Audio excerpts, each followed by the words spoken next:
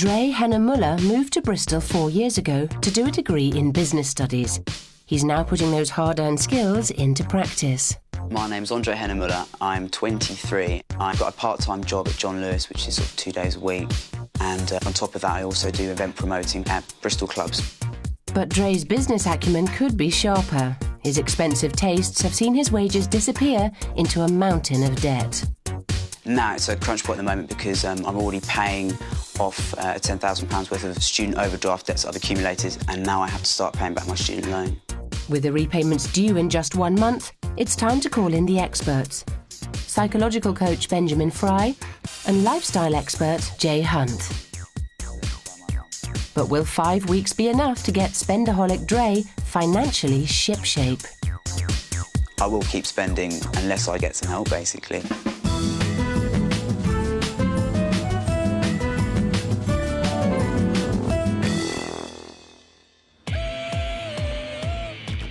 Business Studies graduate Dre makes £425 a week from 2 completely different sources: event promoting at Bristol nightclubs and a part-time sales job in the electrical department of a major store. Craving the very latest gear, in technology as well as fashion, has seen Dre's finances spiralling out of control. Currently owe about £23,000 plus 25 maybe. Yeah, £25,000.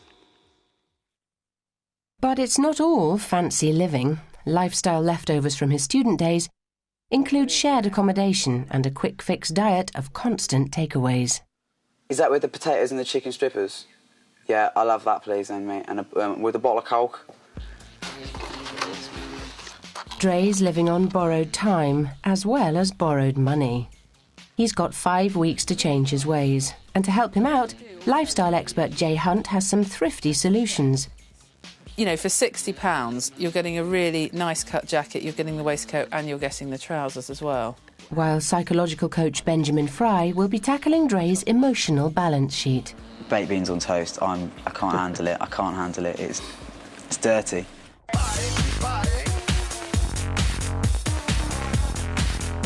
Today, Dre's got a pass to an audiovisual trade show. Dull for most. Savagely big. Sick. How much is those, Dave? But for Dre, it's a trip to techno paradise. I could just have that in my front room, above the fireplace. Bang. While Dre checks out the hardware, Jay and Benjamin sneak into his home for some debt detection. This 3-storey townhouse looks grand on the outside, but inside it's a textbook example of a student flat share. Oh, look at that. It's quite a lot of takeaway literature. Jay and Benjamin head for Dre's room. This must be his room. Either that or his best mate, Dr. E. The clue. Here you go. Dr. Evil. Oh, look, he's got a jeans display. That's a bit unusual. Nice little Maharishis here. Are those expensive? Yeah, they are. You're talking anything from 100 up to sort of 300-400 quid. And look, here's quite a piece of expensive display as well. That is top-of-the-range gear. The desk is stacked with gadgets. This, instead of a TV, cost you about £2 grand. At the trade show, Dre is being seduced by a new shiny projector, despite the fact he's already got one at home. Bat. That is... It's got everything. Yeah. I've tried to persuade him, like, on numerous occasions, not to go crazy with, like, spending money and everything, but it's just, he can be a bit of a liability sometimes, you know. I really want one. It's just shiny silver boxes have always brought some kind of happiness in my life. Now, I've been looking at it for a long time. I can feel it now, just going, buy it. Back in his room, Dre's bank and credit card statements are saying the opposite. There's a 12 grand student loan, a 10 grand consolidation loan, and £3,000 piled onto his credit cards. Glasses, £894.60, and that's yesterday. Meanwhile... I can't do it. I've got to have some self-control. 1799 on MP. Has it gone through? Despite his mammoth debt, Dre's convinced himself that today's £200 trade discount on the projector is just too good to resist. I'll pay for it, you carry it. Like set up, isn't it? That makes another £3,000 blown on needless purchases in just 3 days. Back at the house, flatmate Andy gives Jay and Benjamin some background information. I notice he's got an awful lot of equipment in his room. Expensive equipment. Yeah, expensive equipment. Very expensive, Big yeah. stuff. Does anyone get to use it apart from him? Yes, yeah, he wants that. He wants people to go into his room all the time. He likes the attention, really, so... Ah, he likes attention. That's a good clue for me. So he likes feeling that that's the sort of hub of the house? Yeah. What's in here? Oh, look. Ooh, Ta-da. Bollinger, lovely. Yeah. And look, more champagne. It's party town here, isn't it? Can you imagine a big night here with Bollinger takeaway and a couple of DVDs? Time to confront him with a few facts of life, I think. Dre's financial records reveal 2 key areas of overspending. Hello, Dre. How are you? Jay and Benjamin have lined up a surprise for technophile Dre in the hope of getting a shock result. All right, Dre, have a look now.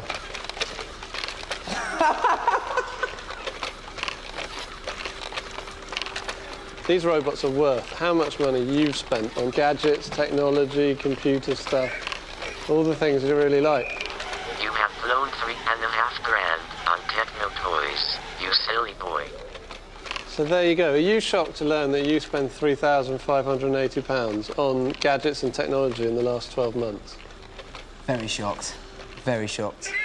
It shouldn't be that surprising, considering he's just spent £1,800 on a second projector. It's nearly 3 months of your earnings. Yeah. And that's not all they've got boxed and ready. Now, come with me. Come and stand here. Now, this is the fast food mountain. That's a mountain of fat. That is a mountain of fat. You actually spend £2,860 in the past 12 months. And there are healthier and cheaper ways to eat. Just not convenient. Might be a bit more convenient when you get your credit Bank card statements. yeah. Dre's faced the shocking truth. Now it's time to pull the plug on his high-voltage spending.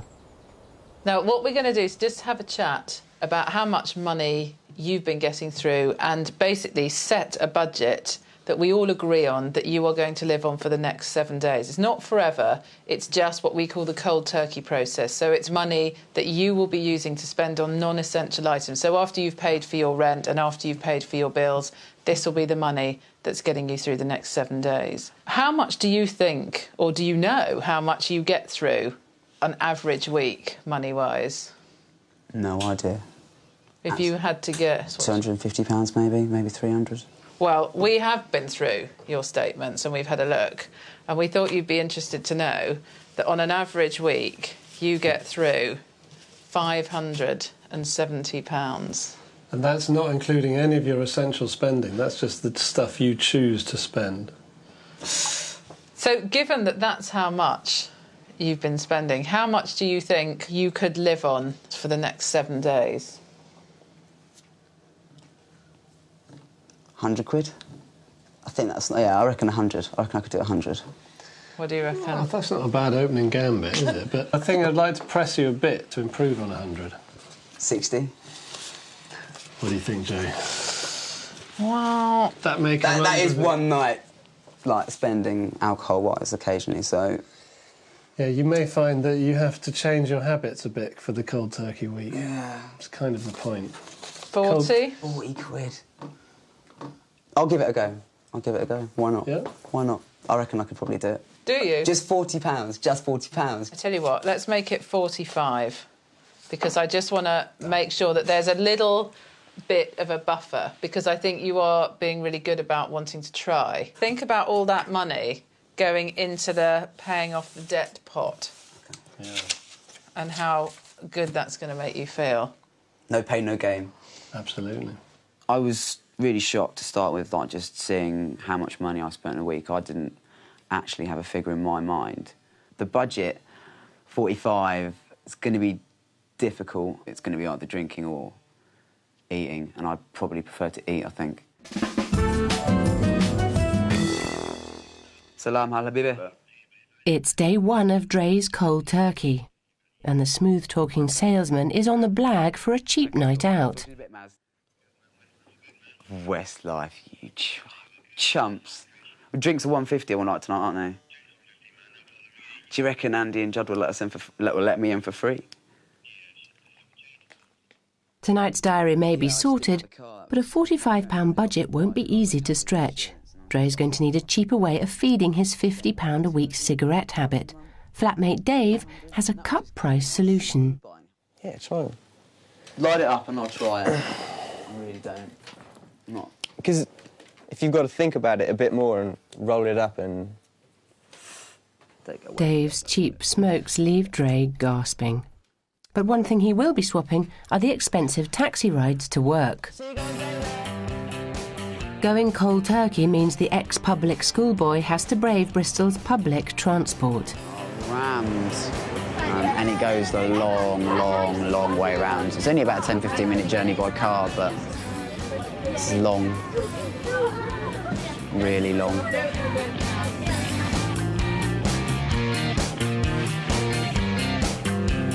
Cheers, thanks very much. The new budget has frozen out those little luxuries. But the £1.40 bus trip's a lot less than the usual £16 cab fare. 3 days later, and Dre's supplies are running low. Only the alcohol's mine. None of that's mine. I've got an enchilada kit. I need meat. Flatmate Dave's a dab hand at pinching the pennies. Do you want me to cook you beans on toast and show you how good it is? You can put cheese and anything in them, really. Very diverse meal. I don't think you can use the word diverse with baked beans. You can buy beans with sausages and a cooked breakfast in it as well. How good is that? Dre's beans on toast has cost £10 less than his usual takeaway pizza.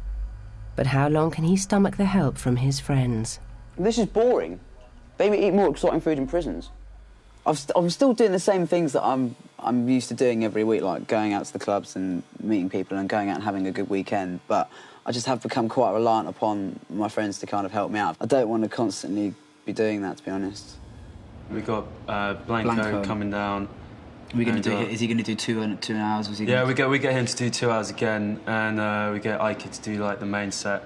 With just 36 hours left on his cold turkey budget, Dre's sorting out the DJ list for an event. Psychological coach Benjamin Fry drops in to see how Dre's coping with the mental challenge and to offer some moral support. The food has been a real problem. Yeah. Baked beans on toast, I can't handle it. I can't handle it. It's dirty. Could you carry that on forever? No. What would happen? I feel like a pikey. Well, I think it's interesting because what you're talking about is that you're spending money not so much because you need to buy something, but because you want to avoid a feeling of X, Y and Z. So that's going to be some of the stuff we get into when we have our chat together later on in the week. OK. Benny, you tell me, what have you noticed happening with Dre this week? Well, he's been out and about as much as he ever is normally, but I have noticed I've been having to pay for a lot more taxis. Yeah. And also, he's been phoning me up for a lot more lifts as well. Yeah. You know, to be taken around and everything. And I'm picking up the slack on, like, you know, paying back, giving out some, like, free cigarettes and stuff. Yeah. If Dre never had any money ever again and he had to live like this every week, would you mind? I wouldn't really mind, you know. I mean, friends are there when, like, you know, everything's fine, but when everything goes a bit, you know, Pete-on wrong, you know, that's when you, like, you know, help out and everything. Do you know what I mean? This is only for, like, a couple of weeks, so, you know. Do you think Dre has the kind of friends who can rally round in a crisis? Yeah, absolutely, definitely. Yeah. So getting people to help you out isn't actually as bad as you thought. I mean, it might feel bad, but I don't think other people are responding I know what you mean. as you might have expected. It seems like so far it's been really successful. Don't let us down on this last day. I don't want you going off with Ben and losing it in some nightclub uptown. It's a cracking point, mate. It's a cracking point. Dre's got just £2.10 left to see him through the last night of cold turkey. As usual, his bedroom is heaving with flatmates, which is perhaps where Dre should be staying. Some of us know when to stop spending money. I'm have to let myself go and spend £10. Dre catches up with some friends, but he doesn't want to blag any more free drinks and can't afford to go the rounds at this pricey bar. Well, it's Wednesday. I should be getting drunk with Ben and Steve, but I can't because I can't afford a single drink really at the bar. He knows somewhere else where he can get a cheap drink, but the real cost is leaving his mates behind. You can hear the cheese. Oh. It's murder on the dance floor. But you better not kill the groove, DJ. Gonna burn this goddamn house right down. Oh, I know about your kind. And so. I'll have to. Cheers, guys. Thanks very much. Everyone else is absolutely hammered in there, and I just feel a bit out of the social circle. It's a bit weird. It's a bit weird. Everyone else is having a really good time. Drunk as hell, and I'm sober as a judge, unfortunately. I'm hungry. I'm really hungry. I really fancy a tasty kebab just to settle my stomach for the night. With just hours to go, Dre's course of cold turkey can't compete with the lure of a lukewarm kebab. Benjamin and Jay have checked out Dre's lifestyle and given him a dose of shock therapy. Dre saved a whopping £525 in the first week, but found the cold turkey diet a little hard to swallow. They eat more exciting food in prisons. If Dre wants a permanent release from his £27,000 debt, he'll need to tackle the root causes. Psychological coach Benjamin Fry suspects there are some underlying emotional issues that need looking at. I did notice when I went to see him that he mentioned issues kind of related to status, really, around the money and the food that he was eating at home. And I think this shows that he may have some emotional issues connected with money and how he feels about himself and how he feels other people perceive him. And that's something that I'm keen to explore with him today. So talk me through the difference between someone who goes into a shop and loves looking at stuff, notices things they'd like to have, realises they can't afford it, and you, who looks at stuff, sees what you want and buys it anyway. I get a buzz out of spending money. Right. It's like a hit of happiness, but it definitely has a short-term happiness effect. You know, of wow, I've got the new latest thing, or oh, I've got a nice pair of trousers today, or it's almost like a sense of achievement almost. If I put the two concepts of money and your family side by side, what comes to mind? Not a lot of. Okay. After my dad left, my mum just stripped the house. There was nothing there. So it went from being a typical family home. Yeah. You know, we had everything in the house. You know, what we consider modern, if you know what I mean, is in like video, TV, and the hi-fi. You know, my dad had a really good hi-fi back in the day. So what happened to it? He took it.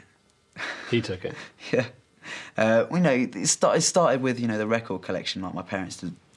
I bought that, and, you know, that was one of the first physical things. Because I used to look through the records. I used to love looking for my parents' records, you know, finding, you know, Anita Baker and Michael Jackson, Prince records, you know. I used to love going through my parents' records. And obviously records, they were, you know, 12 inches, they were big, it was colourful, it was, you know, it was just interesting. That was the first thing that I remember, really, how things started disintegrating in physical terms. Yeah. And then, obviously, my mum after that was just like, well, I don't need this hi-fi, I don't need your TV, I don't need your video. And then the furniture just got thrown out, the carpets were ripped out, and then it just became a box. A box, a shell, a husk.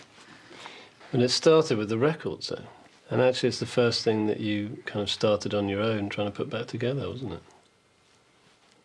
Now you say it like that, yeah, it is.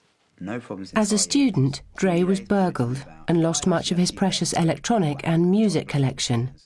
He had a strong emotional reaction to the theft.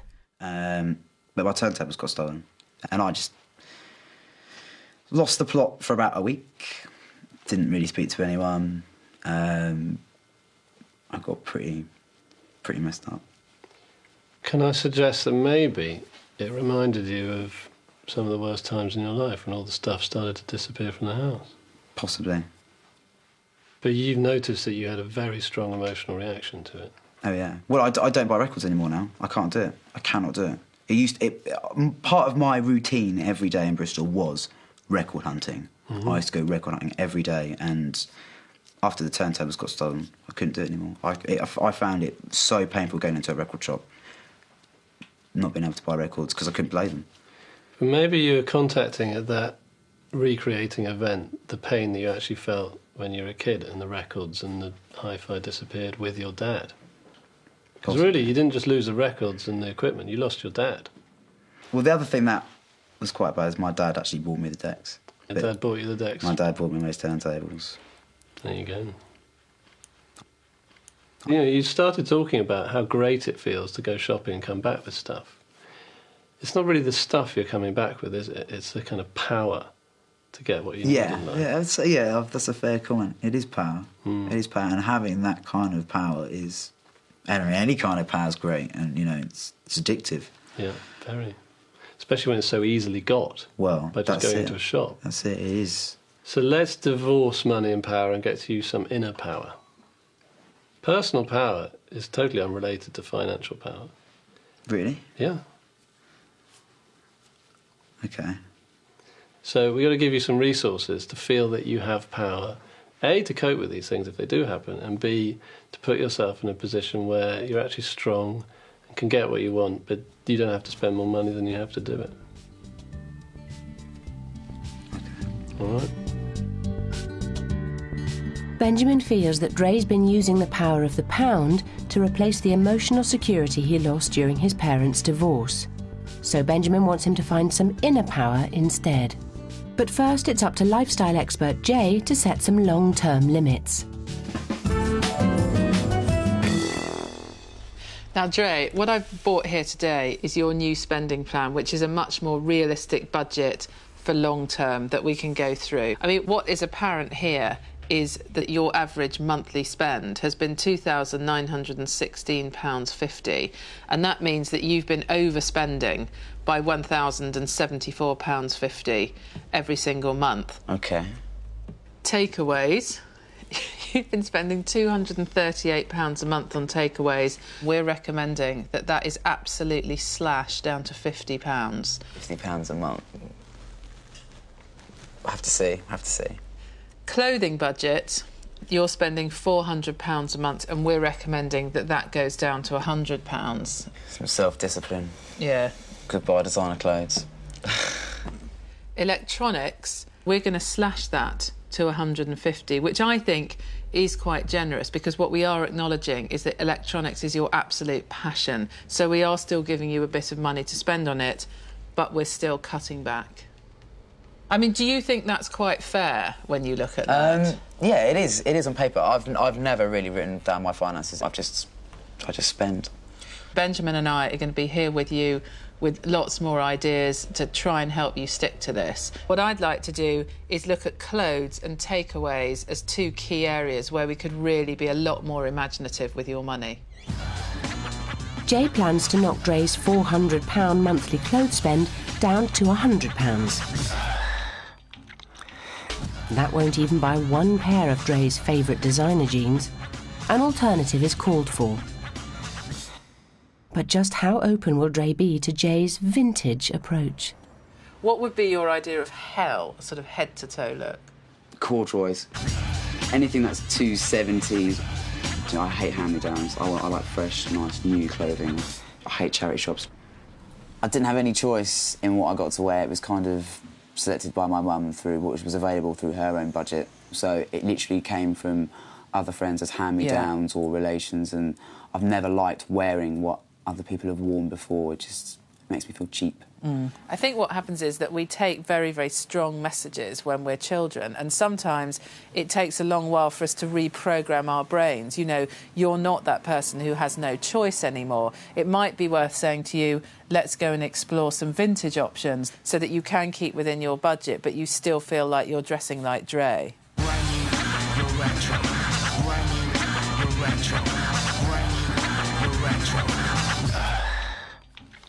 I mean, that's not bad. Wow. That looks really quite good on you, doesn't it? How do you feel wearing that?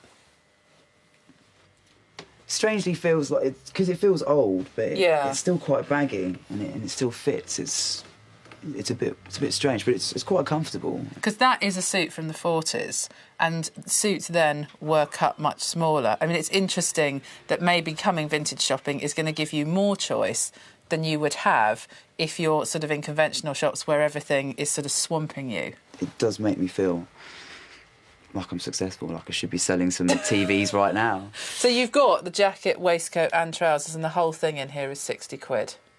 That's ridiculously cheap. Yeah. Ridiculously cheap. Cool.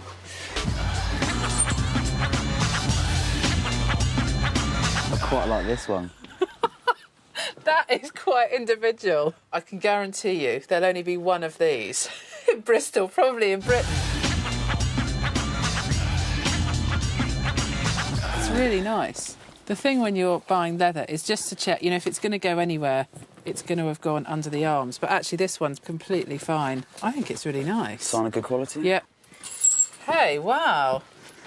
Look at that. It's cool. This is cool jacket. This is very cool. I actually really like this. I mean, it kind of makes it feel a bit more like worn in. It doesn't feel like fresh, like you would see like those kind of new kind of Hugo Boss kind of like leather jackets. They're very rigid. I mean, that is one of the advantages of vintage, you know, when it comes to denim and leather, is that it is bashed up. And as you say, it doesn't feel like you've got to break it in yourself. How much would you expect to spend on this sort of jacket? About £300.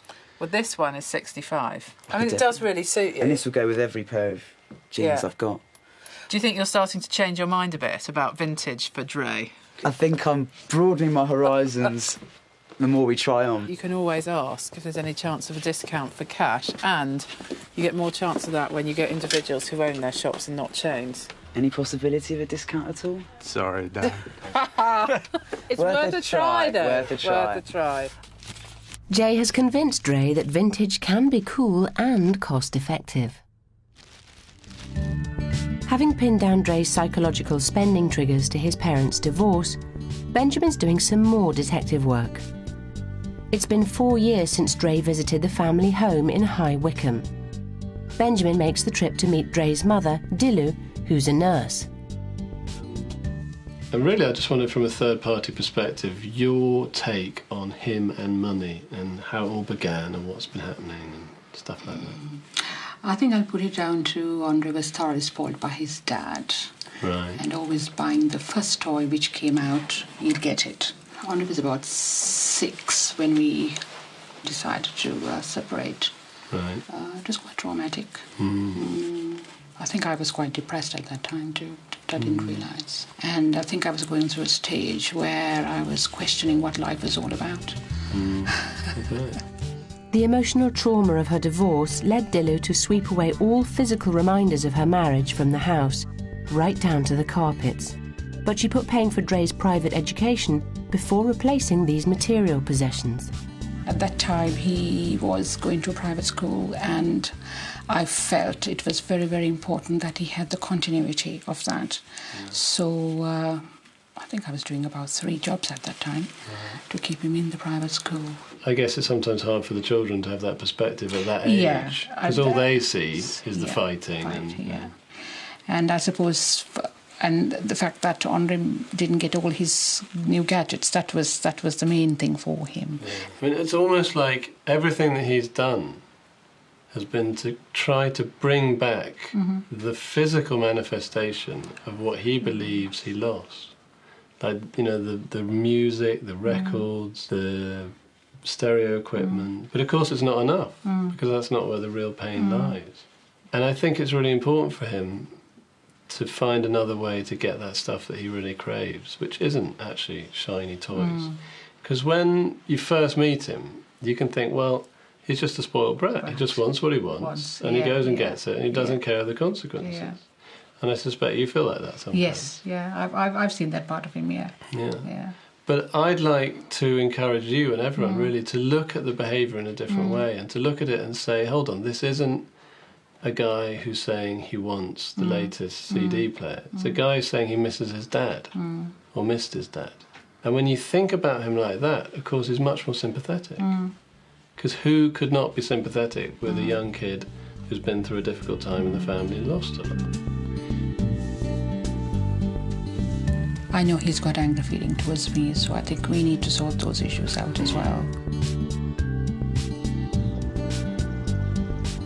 His mother finds Dre rather spoilt and childish with his behaviour with money. I really want to try to help to bring them closer together, but to do that, Dre's going to have to find the power to confront the situation and actually engage with it.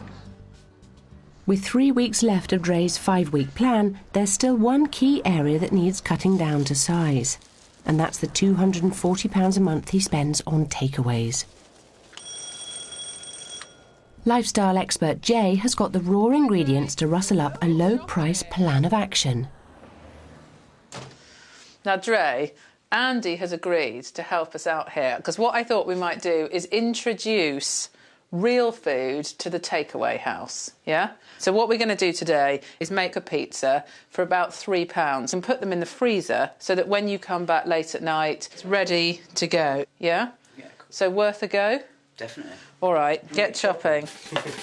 So what we're going to do is take an onion and a pepper, chop them and thread them on these skewers, and then we're going to grill them along with the sausages to go on the top of the pizzas.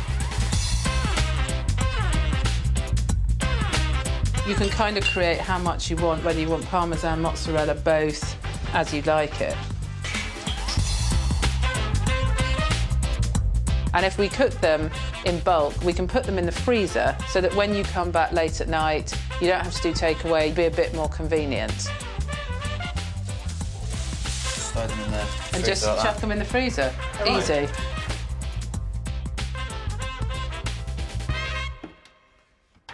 If the new habit might be Wednesdays we make food, it's in the freezer, save some money, you know... It'd be a better routine. Yeah. Definitely. Now, I know that a large portion of the budget that you spend on takeaways comes from kebabs, doesn't it? Your particular favourite. Yeah. So I thought what we'd do today is make some kebabs, and then Andy's going to get going making this marinade. So first thing is we need to melt this butter. OK. OK, how would that be about the average size, then? What, for a kebab in the shop? Yeah. A bit more than that. A bit more? Yeah. Oh, well done, Andy. OK, you've got to mix in with that butter some lemon juice, a tablespoon of soft brown sugar, and crush up a garlic clove. You want some black pepper in there as well. Sugar. And then what we've got to do is wrap them in foil and stick it in the freezer. Cool. How easy was that? Took about 20 minutes. That is a lot of money saved there, and it wasn't that difficult. Right.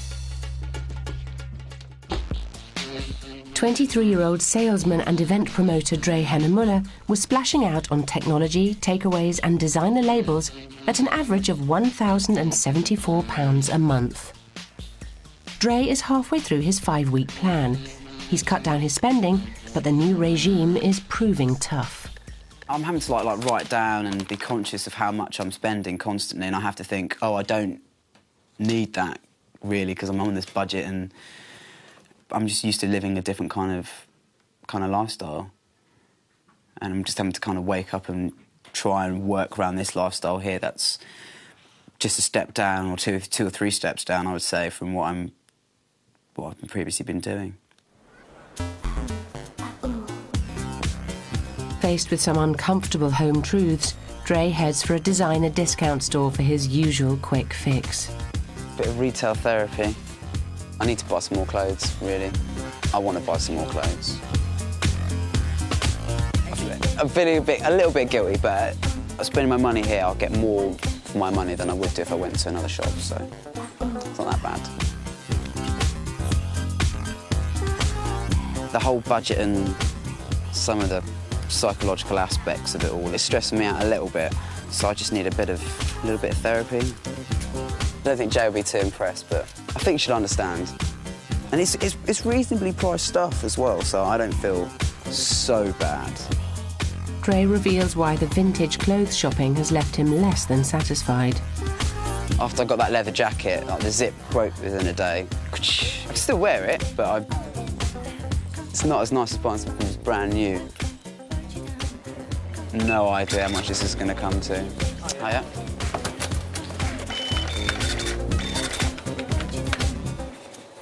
It's 120.93. I would have spent that on a pair of jeans. It's a 20, 40, 60, 80, 100, 120, 125.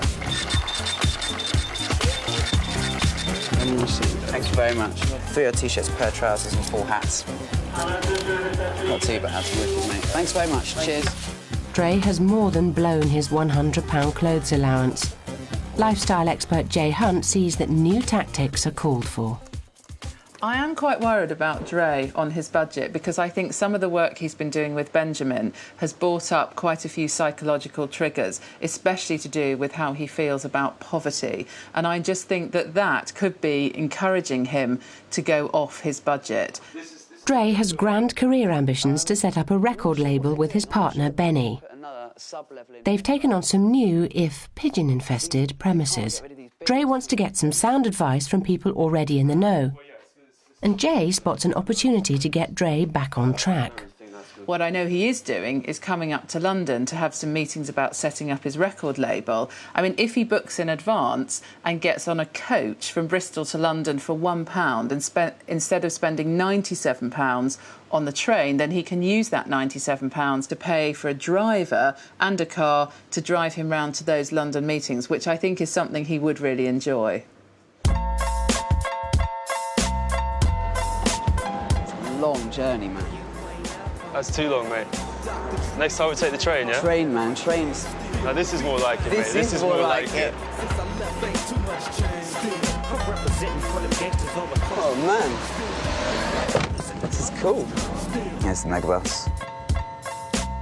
From Megabus to Mercedes. Blacked out windows, nice leather, chauffeur driven. Get used to it. True, true, true. I love these houses, man. I love these houses. See, one day all this will be yours. No, I'm not sure about that. Mayfair, Park Lane, Bond Street, man. Bare amounts of clothes shops. Don't let me out the car.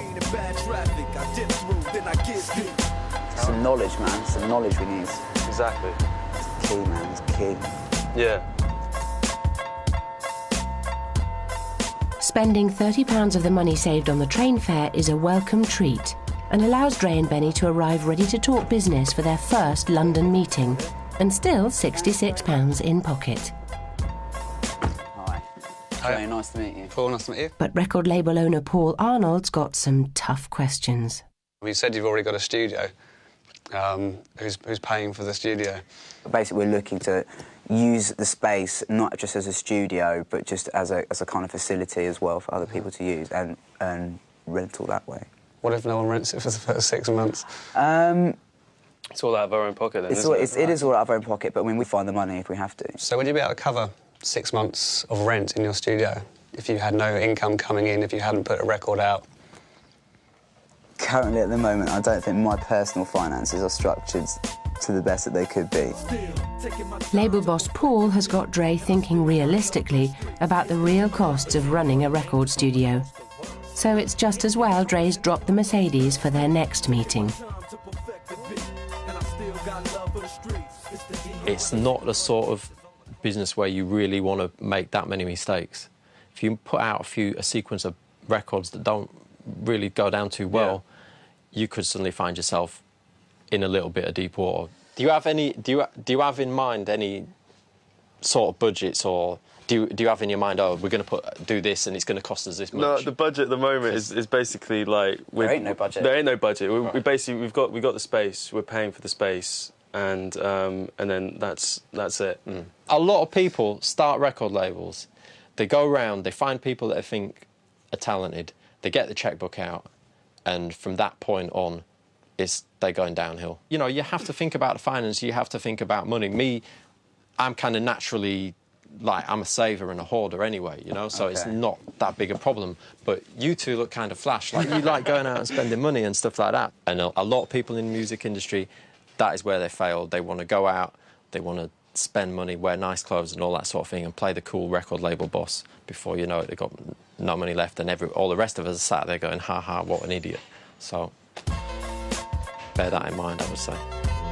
The London label owners have given Dre's business plans a wake-up call.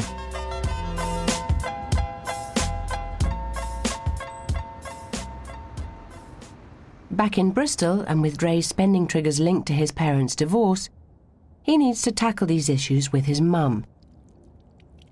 Psychological coach Benjamin Fry has a plan to help Dre discover some inner power. And martial arts is a great way to find that sense of comfort within, that sense of power that comes from feeling really solid within yourself.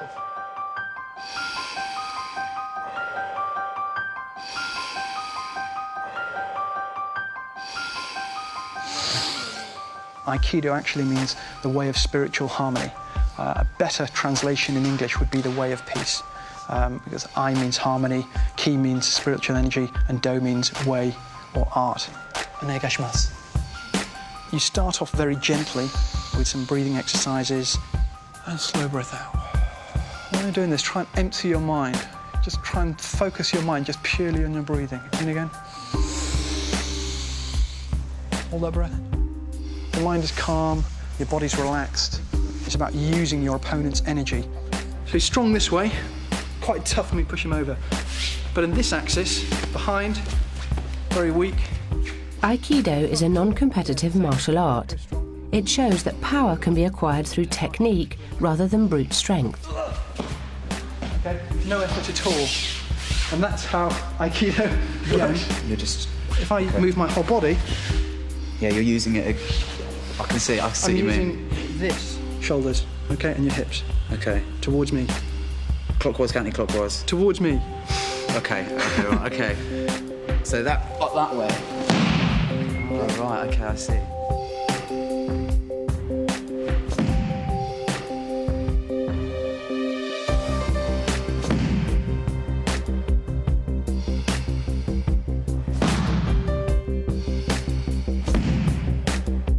As Dre cottons on to the power that Aikido techniques can provide, his confidence begins to soar. Dre, you look so much more confident, you look so much more powerful, and almost like in physical stature, like you're taking up more space with your body. How do you feel? How does that feel to be able to throw a bigger guy over with so little effort? I wouldn't have thought it was possible. No.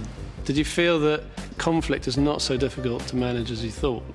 Not just physically, but perhaps also kind of emotionally? Yeah. A little bit. A little bit. Well, it's one lesson. With that in mind, I want you to, as a quid pro quo for coming here, I want you to think about going to see your mother and talk to her a bit about all the things that have remained unsaid from that time in your life. Bearing in mind that you have seen here today that you have power and you have qualities that you don't necessarily always recognise. I can try. Yeah? Yeah. Will you? It's a deal? Yeah, okay. I will okay, give it your best shot. Yeah, I was like, yeah, you know, it felt empowering to do something like that. Like, I would never have thought I could have thrown that guy. He was huge. I did all right, you know. I didn't really think I could have done what I did, you know, being able to throw somebody over that way. But I realised it's just down to, you know, confidence within yourself.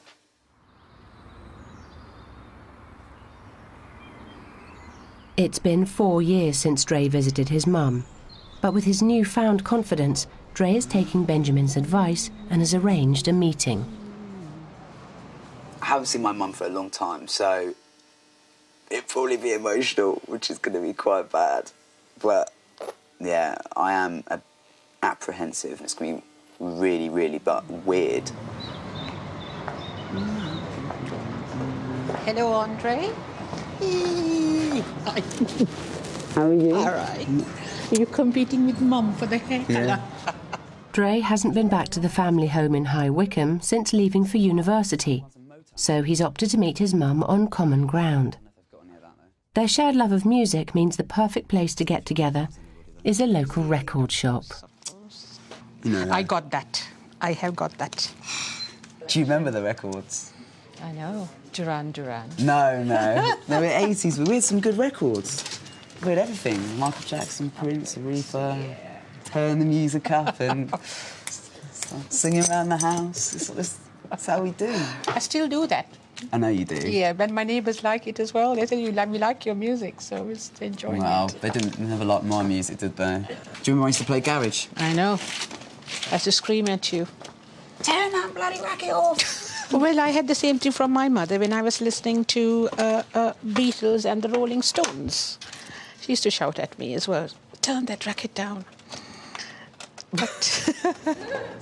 With the ice broken, Dre faces his fears and accepts an invitation to the family home he's been avoiding for so long. Change the garden. Welcome to the grass. But will he find the inner strength to talk about his experiences of the divorce? Yeah, I mean, over the years, it's kind of comes down to, you know, we begin to realise and understand for other friends and, you know, their situations, kind of what you were going through. It was a hard time. I think your dad was going through some personal stuff. I was going through some personal stuff. And I think we were sort of, instead of pulling together, we were pulling apart. But do you not think it was maybe a bit weird from my perspective that the whole, you know, going to private school and being, you know, one of the only divorced families there and the whole stigmatism? No, I didn't, because my sole aim at that point was to give you all the stability and a good education, and by God, I was going to do it. And that's what I did. And I don't, as I said to you, you know, maybe when you're at that age, it was important for you to have all the right things. But I just couldn't do it. But that's it. After you see people's houses, you know whose people's houses I'm talking about. I know. And you used to just walk in and there's this room and there's this room and there's this wing and this is the games room and this is the snooker room and da-da-da-da-da. You just felt like, you didn't feel like you were worth anything, really. And, like, you come back, you know, and you remember, it was just, we didn't have any carpet, we didn't have any sofas. In fact, I think we had these garden chairs. We had 3 of these garden chairs, not even this table. I never want to be poor again. I never want to be as poor as we were living in this house when I was like... This is fine. That's fine, because that's your dream. Hopefully, now that you're talking, you can get rid of all the emotional baggage. Still not necessarily wanting things. I do always want things, but now when I walk into a shop, you know... I know, but then how much of things you're going to want? How much of things you do, you know? Well, you can't really blame me for going out there and trying to live a lifestyle that... No, I don't. I don't, and I'm not. You were very very particular in some ways, like Mum, you know. Inherited it from you then, haven't I? Probably. Distinctive taste. Yeah. I kind of shut things off that, you know, are emotionally difficult to deal with because it's just easier to do. You know, you have to realise that you have the power within you to confront those things. It was good to see her. It was good to see her. I needed to see her. I didn't see her at Christmas for like the past 3 years. So, yeah, it was good to see her. It was just us chatting about a lot of stuff that we haven't really spoken about before. So, it was cool. Just 1 month ago, Dre Hennemuller's spending was out of control. He's been set a new money plan and has started dealing with the emotional issues that fuel his shopping addiction.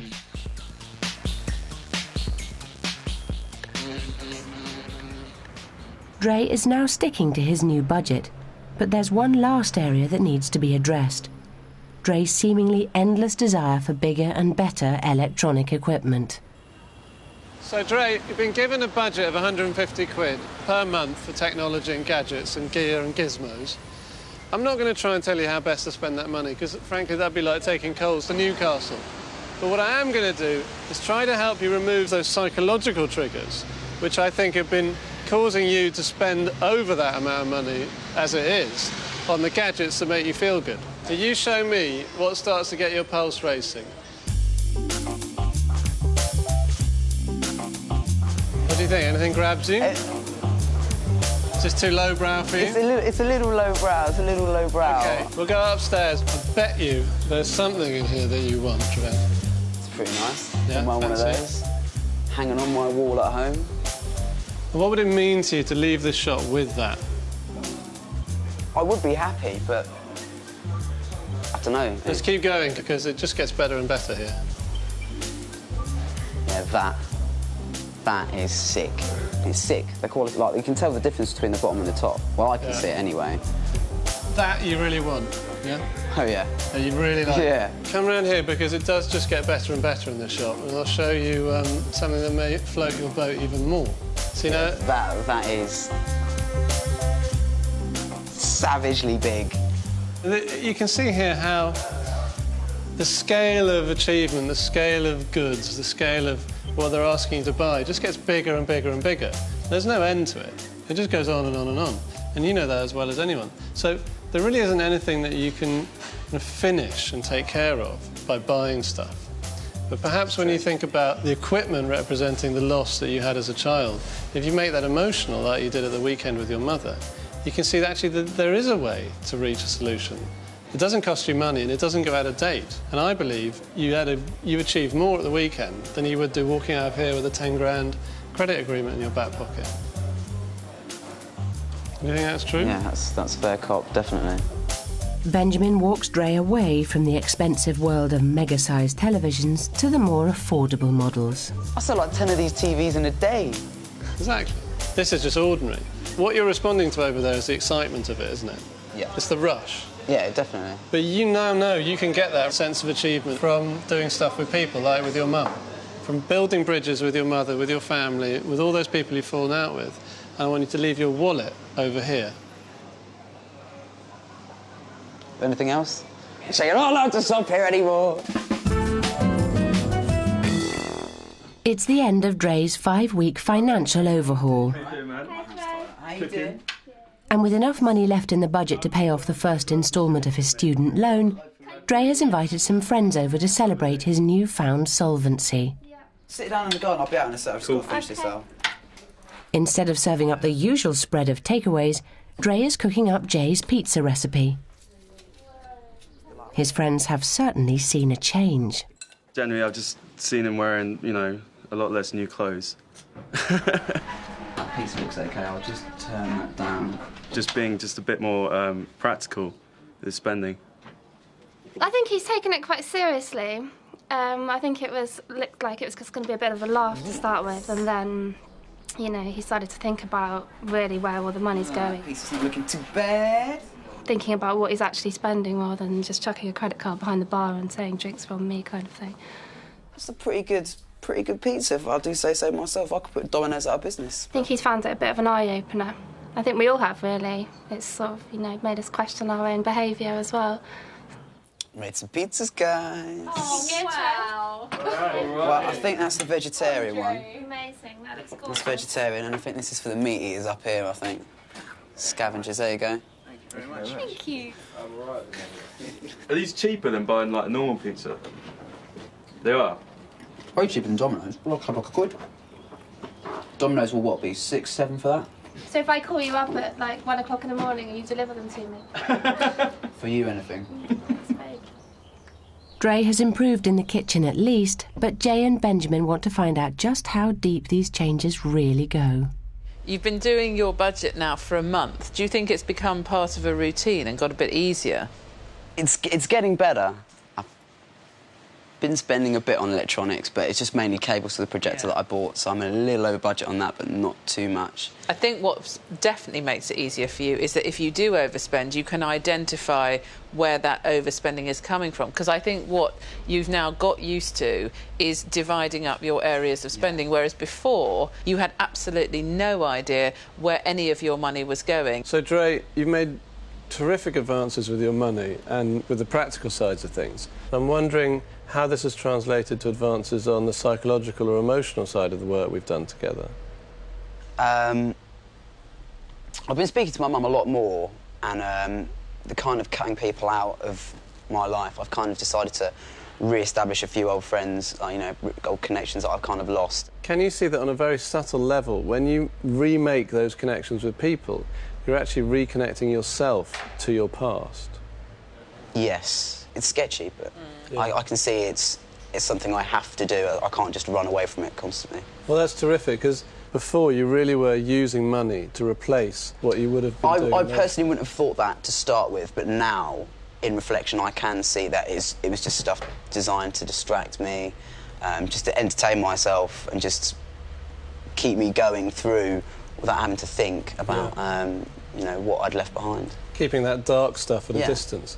And I think if you continue that, you'll feel that you gain more control over your behaviour and your life is less stressful and you're more focused and more able to achieve the things you really want to achieve. Yeah, I'm definitely becoming more focused in terms of not having to worry about other kind of issues that I've suppressed in the back of my mind, and I just can concentrate on what I have to do now as opposed to how to keep that under control. I think Benjamin and I have both been really surprised at how much you have accomplished, because when we first met you, a lot of your spending patterns were so entrenched. You know, the way you were so into clothes spending, and especially with the electronics. And it's amazing the way that you have been open to sort of not spending in those areas. But yeah, I wouldn't have personally thought I would have been able to do it to start with, but it's going to be a bit more of a journey, definitely, to completely sort of sort myself out. But you feel the journey's started, and I'm on to the next route.